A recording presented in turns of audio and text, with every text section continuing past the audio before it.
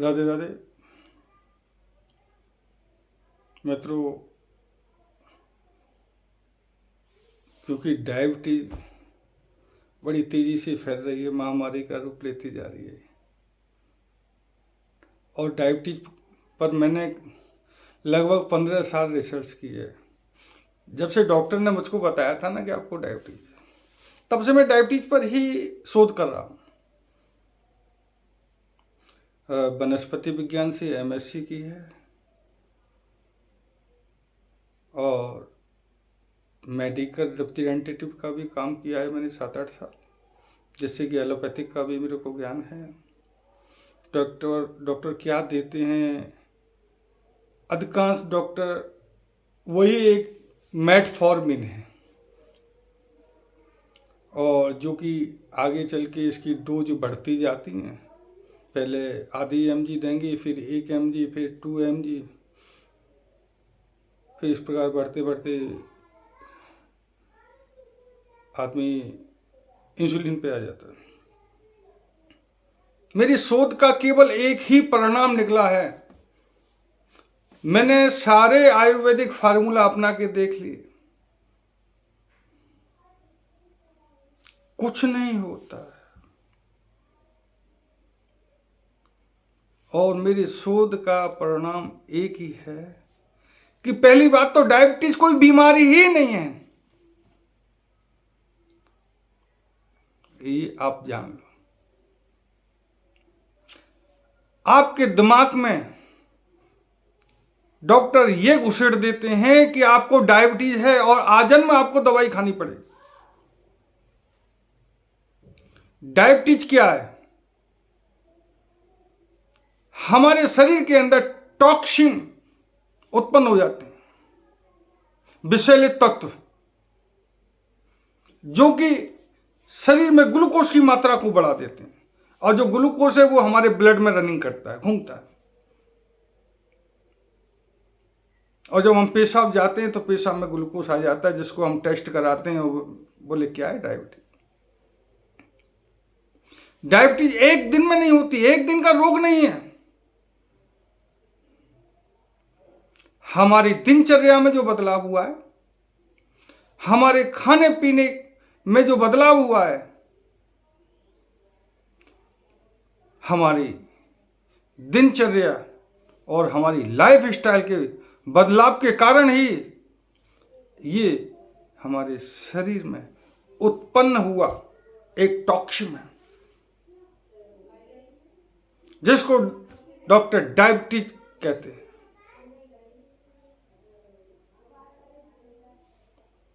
जिसको मधुमेह, जिसको शुगर कहते हैं। मधुमेह यानी पेशाब में मीठे की मात्रा आने पर मधुमेह। प्राचीन ग्रंथों में प्रमेह की बीमारी का तो जिक्र है, यानी मूत्र संबंधित रोगों का। मधुमेह का कोई जिक्र नहीं है, क्योंकि कोई बीमारी नहीं है।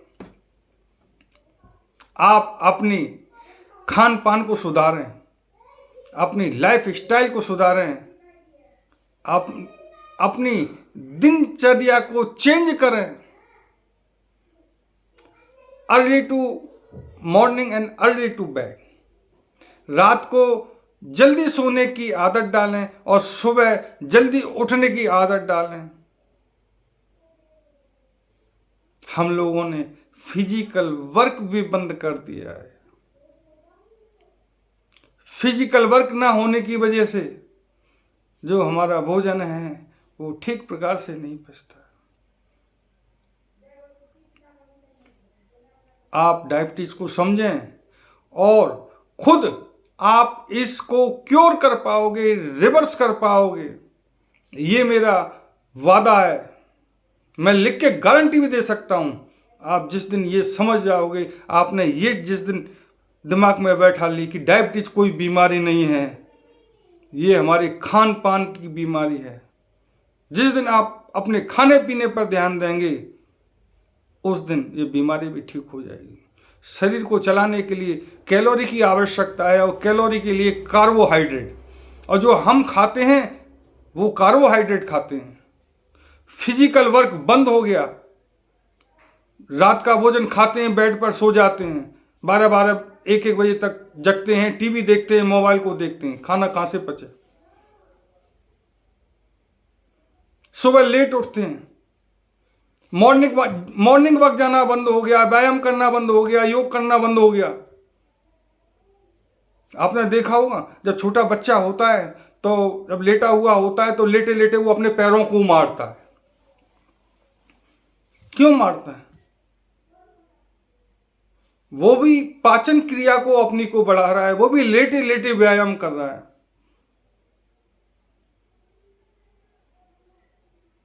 देखो कि सारा दिन हम खाते हैं मगर पचा नहीं पाते, क्योंकि फिजिकल वर्क ही नहीं है हमारे जो। तो या तो इस शरीर को से फिजिकल वर्क करें, सुबह जल्दी उठें, मॉर्निंग वॉक करें, हल्का फुल्का व्यायाम करें, हो सके टाइम मिले तो योगा करें, जिसमें अविलोम विलोम है, कपाल भाटी है, और एक मेडिटेशन आता है जो कि इनको बांध के जो है नाभि पे लगा के जो करते हैं, वो सर्वोत्तम आसन है इसके लिए। कुछ तो कीजिए। अगर ये भी नहीं कर पाते हो तो आप अपनी डाइट को कंट्रोल कीजिए। सफेद नमक का कम से कम इस्तेमाल करें, चीनी का बहुत ही कम इस्तेमाल करें। चाय जहर है, इस चाय की आदत को छोड़ें। कोल्ड ड्रिंक उससे भी बड़ा जहर है। क्या आप जानते हो प्लास्टिक के कोल्ड ड्रिंक के गिलास में 14 चम्मच चीनी की मात्रा होती है, जो हम एक प्लास्टिक का गिलास कोल्ड ड्रिंक पीते हैं, इतनी कार्बोहाइड्रेट होती है। सोचिए, जब हमारा भोजन नहीं पच पा रहा है, हम एक दोनों वक्त के भोजन को नहीं पचा पा रहे हैं, हम दाल रोटी को नहीं पचा पा रहे हैं, क्योंकि हमारे फिजिकल वर्क बंद हो गए सारे। तो हम जो है कोल्ड ड्रिंक के द्वारा लिए हुए कार्बोहाइड्रेट को कैसे पचाएंगे? हम चाय में लिए हुई शक्कर को कैसे पचाएंगे? कुछ लोग कहते हैं कि एनिमल प्रोडक्ट को बंद करो। क्यों कहते हैं? क्योंकि ज्यादा पैदावार के चक्कर में हम लोग तरह तरह की यूरिया जो खेतों में देते हैं ना, तो वो यूरिया जो है हमारे भोजन की थाली में आ जाती है। उस यूरिया को गाय भैंस भी नहीं पचा पा रहे हैं। आप कभी भी दूध को चेक करना, उसके अंदर यूरिया की मात्रा हो, और वही एक यूरिया है जो कि दूध के रूप में या मिठाइयों के रूप में हम लेते हैं, और वो टॉक्सिन पैदा करती है और पचती नहीं है, जिससे कि विषैले तत्व उत्पन्न होते हैं जो कि शरीर को नुकसान पहुंचाते हैं।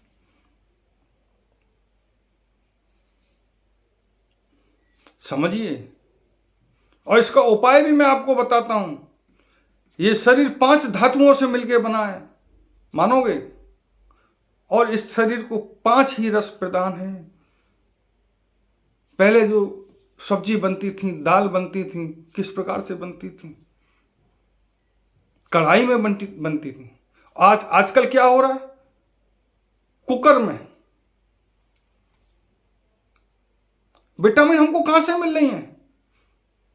क्योंकि वो तो कुकर में सारी विटामिन खत्म हो गए, मर गए। और पहले जो दालें बनती थी वो रात को दाल को भिगो देते थे और कढ़ाई में बनाते थे, जिसमें कि उनकी तासीर बढ़ जाती थी और विटामिन थी और आसानी से पच जाती थी, डाइजेस्ट हो जाती थी। पहले खाना चूल्हे पर बनता था। जो चूल्हे की रोटी थी ना, जब उसमें सेकते थे तो देखो उसमें राख लग जाती थी, जो कि पाचन क्रिया को बढ़ाती। और आजकल गैस की फ्लेम पर सेकती हैं। तो ये कार्बन के पार्टिकल जो अपने शरीर के अंदर जा रहे हैं, कहां से पचेंगे हमारा? यही तो कैंसर पैदा कर रहे हैं, यही तो किडनी को डैमेज कर रहे हैं, यही तो लिवर को डैमेज कर रहे हैं। कुकर का उपयोग ना करें। रोटी फ्लेम पे सेक के ना खाएं। हो सके तो तवे पर ही रोटी बनाएं। अगर गैस है, चूल्हे की व्यवस्था नहीं है, तो तवे पर कपड़े से जो है उसको बना सकते हैं, जिससे कार्बन के पार्टिकल नहीं आएंगे। दालों का अगर यूज करते हैं तो रात को दालों को गला दो और सुबह उसको कढ़ाई में बनाओ, बहुत जल्दी बन जाएगी। इस शरीर को चलाने के लिए 5 धातुओं की, 5 रसों की प्रधानता है, मगर हमारी थाली से खट्टा रस गायब हो गया, खटाई बंद कर दी। हमारे ब्रज में कढ़ी का इस्तेमाल करते हैं, कढ़ी बनाते हैं इसीलिए बनाते हैं कि सप्ताह में एक दिन कढ़ी खाएंगे तो दही से बनती है, खट्टा होता है, तो उसको जो है संतुलित करता है।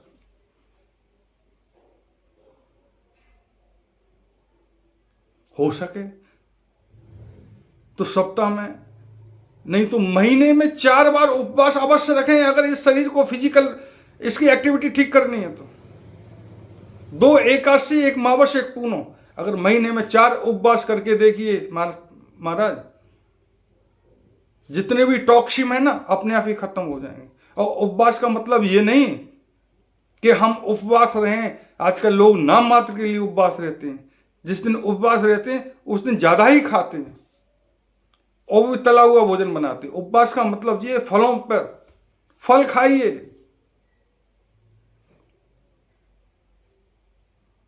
दूध पीजिए, लस्सी पीजिए,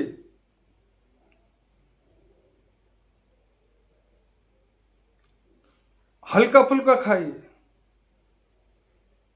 जैसे क्षमा का चावल है ना, क्यों वो हल्का बताते हैं, साबूदाना है क्यों बोले हल्का भोजन है। ये नहीं कि दिन में 2 बार खाएंगे और भरपूर खाएंगे। उपवास का मतलब यही है कि एक टाइम चलो हमने फलों को खा लिया।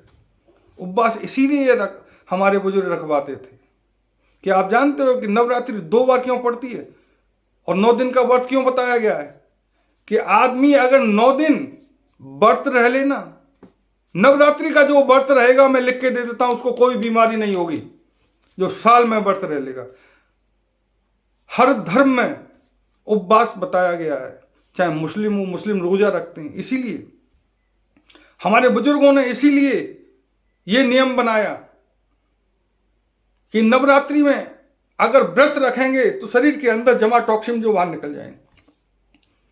व्रत में इसीलिए तो फलों का उपयोग करते हैं, जल उपयोग करते हैं, तो जल के द्वारा सारे टॉक्सिन बाहर निकल जाते हैं, मगर हमने वो भी छोड़ दिया। बस केवल एक ही चीज सीखा है, आदमी 2 जून के लिए कमाता है, कहावत है 2 जून की रोटी, मगर खाता और पूरे दिन ही वो खाता रहता है। सुबह उठते ही जहर को पीता है चाय, उसके बाद उसको चाहिए नाश्ता, फिर दोपहर में लंच, फिर शाम को जो है चाय के संग नाश्ता चाहिए, फिर रात को 10 बजे खाएगा। कहां से भोजन पच जाएगा। अपनी दिनचर्या को सुधारें, आपको कोई भी दवाई की आवश्यकता नहीं है। डायबिटीज के बारे में जानें, अपने शरीर के बारे में जानें कि मेरे शरीर में क्या कमी है, क्या रोग है।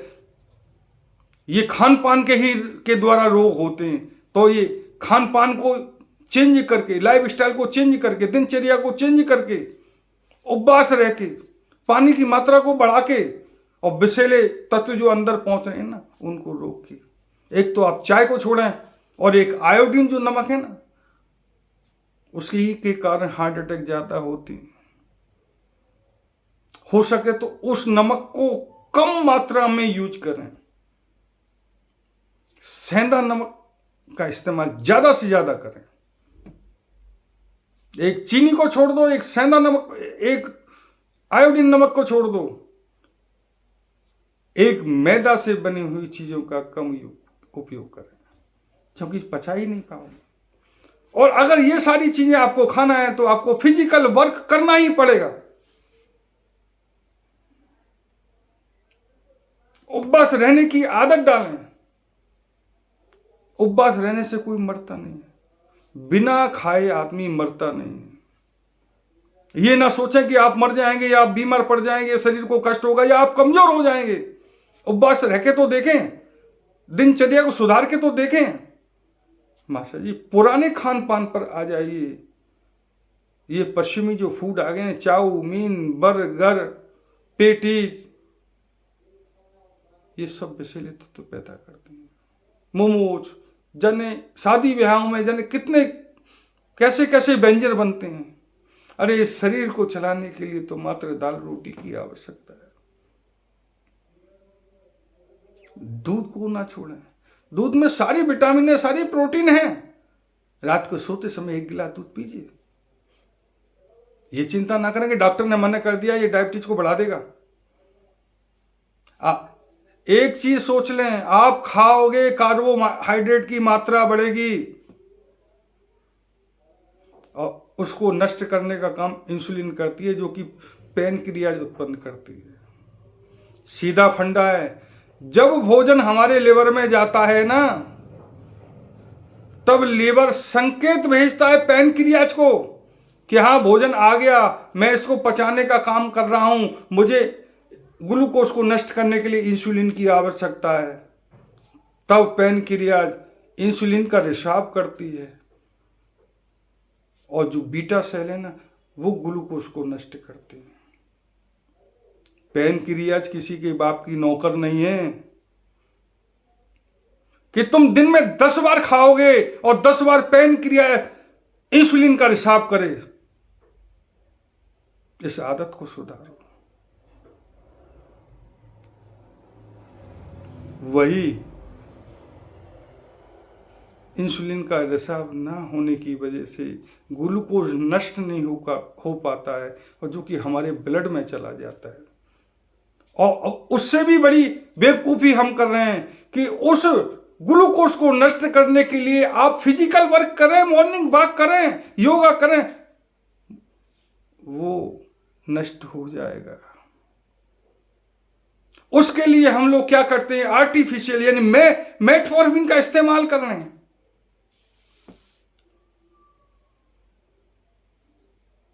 और क्या होता है इससे, यानी इंसुलिन का रेजिस्टेंस हो जाता है। और इंसुलिन रेजिस्टेंस होने पर क्या होता है, वो पैनक्रिया जो है ना, जो पहले इंसुलिन बना रही थी ना, वो भी बंद कर देती है।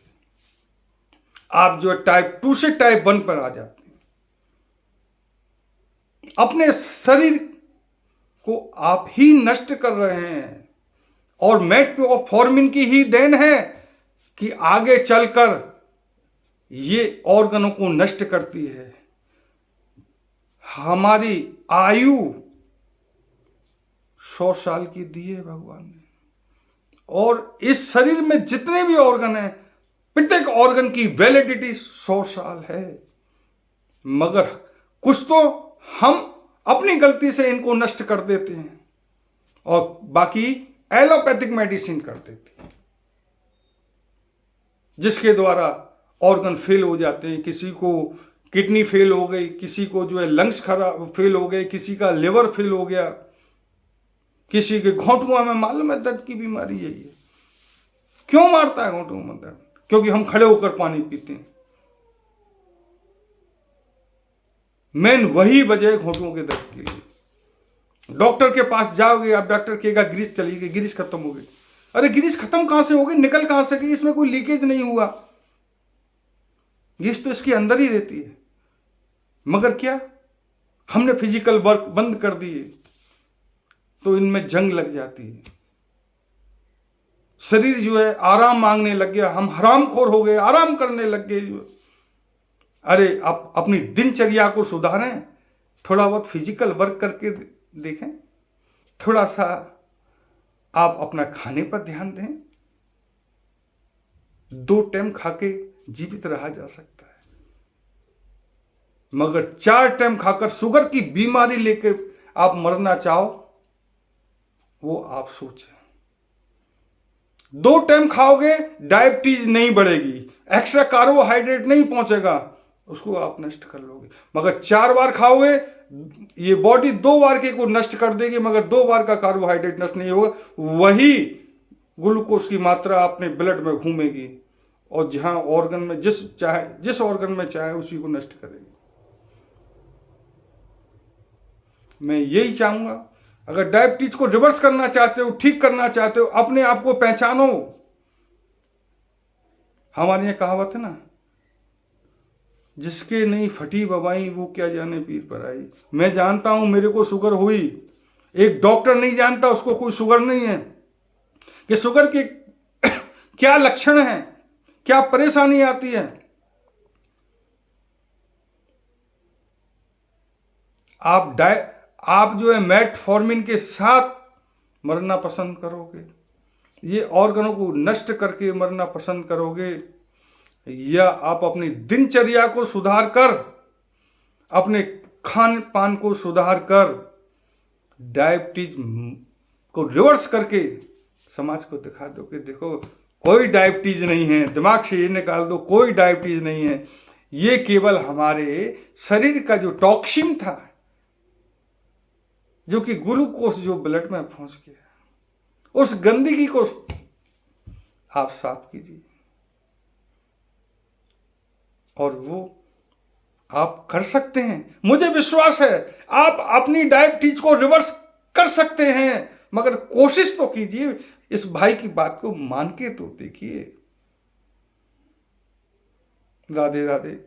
मैं यही कहना चाहता हूँ, आगे जो वीडियो बनाऊंगा मैं उसमें कुछ आयुर्वेदिक फार्मूले भी आपको बताऊंगा, जिससे कि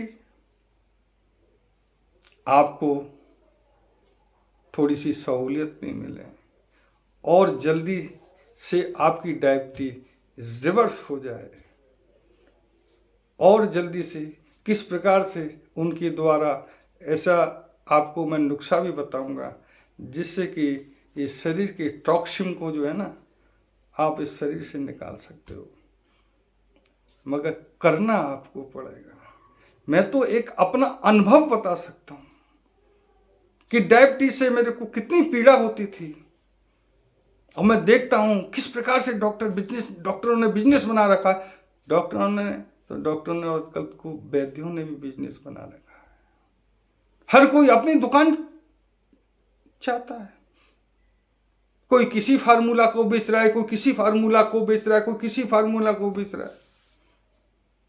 अरे भाई, जो व्यक्ति परेशान हो, जो व्यक्ति मरीज हो, उसका हौसला बढ़ाना चाहिए, उसको जो है सांत्वना देनी चाहिए, ना कि उसकी गर्दन को काटनी चाहिए कि बेटा जीवन भर गोली खाता रहे या मेरे फार्मूला को ले, मगर कुछ नहीं होगा। शरीर आपका, बीमारी आपकी, ठीक भी आप ही को करना पड़ेगा। पहले दिमाग से निकाल दो आपको डायबिटीज है, और विश्वास कि आप डायबिटीज को रिवर्स कर सकते हैं। राधे राधे, यही मैं कहना चाहूँगा। अच्छा लगे तो भैया वीडियो को शेयर करना, जो डायबिटीज के और मरीज हैं उन तक मैं ये जानकारी पहुंचा सकता हूँ। मेरा यही मकसद है कि जिस प्रकार से डायबिटीज आगे बढ़ रही है, हर फैमिली में डायबिटीज के रोगी हैं, मैं ये चाहता हूँ कि इसकी जानकारी मैं लोगों को प्रदान कर सकूं, वो सचेत रहें और इस डायबिटीज के भूत को आगे नहीं बढ़ने दें, और इस डायबिटीज के भूत को सबके दिमाग से निकाल दें, और स्वयं ही अपने शरीर के बारे में जानें और अपनी दिनचर्या को सुधारें, जिससे कि आपका शरीर निर्मल काया हो जाए। महाराज, ये पहला सुख निर्मल काया, तो इस काया को आपको निर्मल करना है, रोग मुक्त करना है, और मैं आपके साथ हूँ। राधे राधे।